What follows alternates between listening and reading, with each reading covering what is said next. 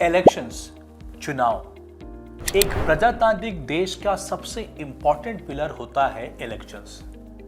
भारत 15 अगस्त 1947 को आजाद हुआ।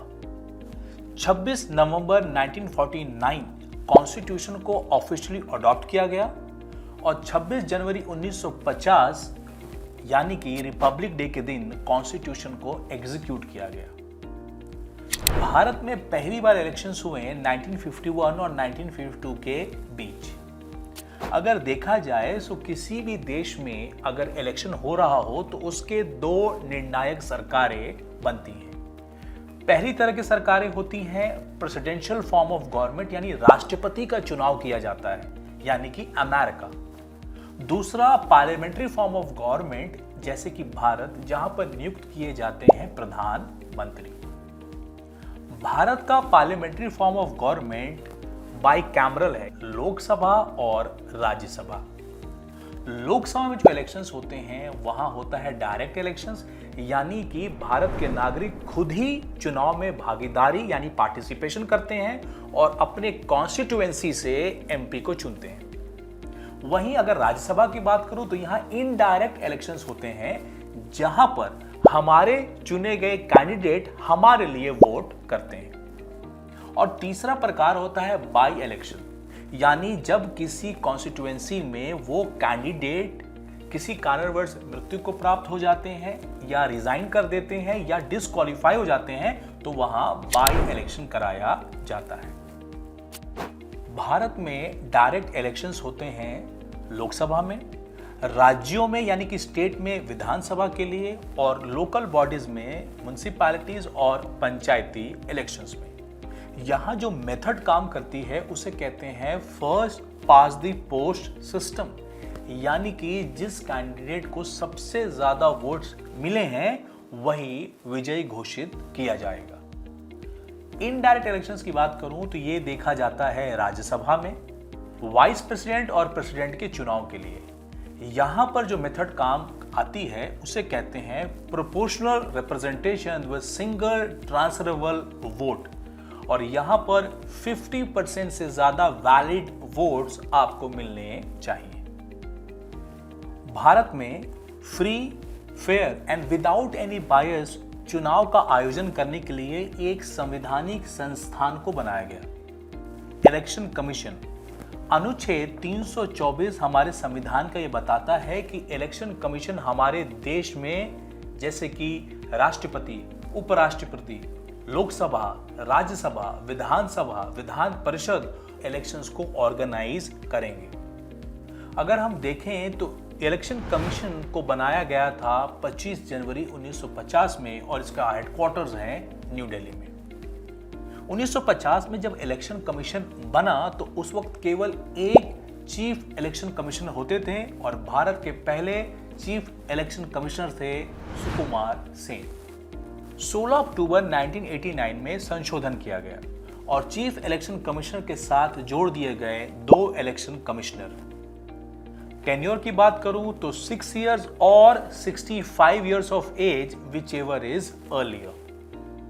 इसी क्रम में आगे बढ़ते हुए पार्लियामेंट ने इनैक्ट किया रिप्रेजेंटेशन ऑफ पीपल्स एक्ट 1950 और रिप्रेजेंटेशन ऑफ पीपल एक्ट 1951। इसमें उल्लेख किया गया कि चुनाव की प्रणाली कैसे होगी, कैंडिडेट का क्वालिफिकेशन क्या होगा, इलेक्टोरल रोल्स कैसे बनेंगे और एलोकेशन ऑफ सीट कैसे किया जाएगा।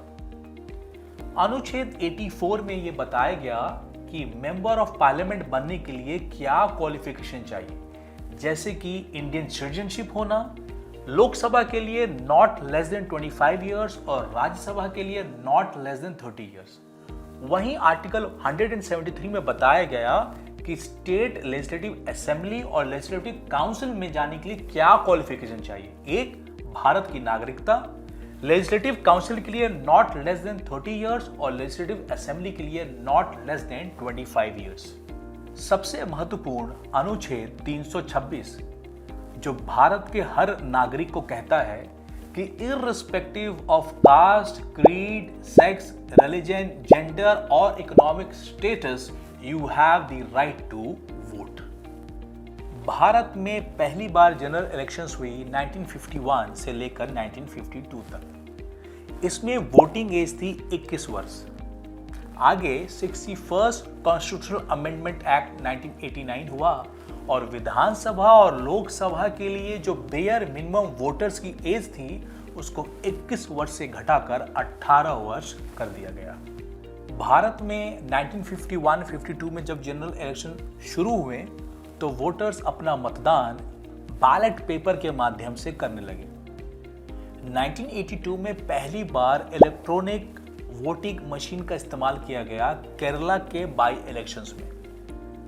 1989 में रिप्रेजेंटेशन ऑफ पीपल एक्ट 1951 में संशोधन किया गया और ईवीएम के लिए वहां रास्ता बनाया गया और 2004 के जनरल इलेक्शंस में सारे जगहों पर ईवीएम के इस्तेमाल से वोटिंग की गई। टेक्नोलॉजी चुनाव को और ज्यादा पारदर्शी बनाती है क्योंकि 2013 में इंट्रोड्यूस होता है वीवीपैट, जिसका फुल फॉर्म है voter verifiable paper audit trail.